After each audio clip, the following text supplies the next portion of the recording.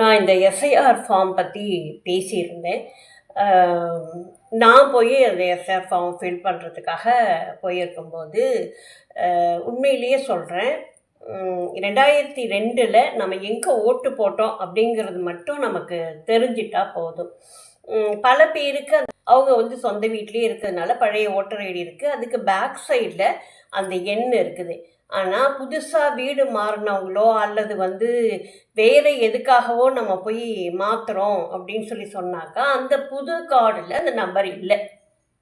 அதனால் நம்ம கொஞ்சம் தடுமாற வேண்டியதாக இருக்குது.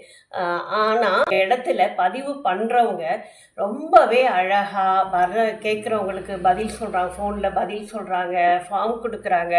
திருப்பி அந்த ஃபார்ம் வந்ததுன்னா தப்பாக நிறைய பேர் ஃபில் பண்ணிடுறாங்கன்னு சொல்லிட்டு இவங்களே அதை நிரப்புறாங்க.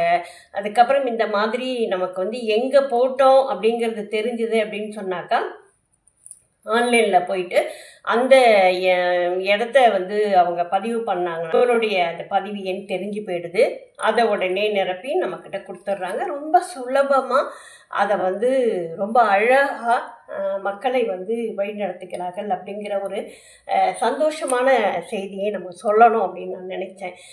நிறைய பேருக்கு இதில் பல குழப்பங்கள் இருந்திருக்கு. இப்போ நான் ஹைதராபாத்லேருந்து வந்திருக்கேன், நான் இங்கேருந்து வந்தேன், எங்கள் அம்மா அப்பா இல்லை, இப்படிலாம் நிறைய குழப்பங்கள் அங்கே ஓடிக்கிட்டு தான் இருக்குது.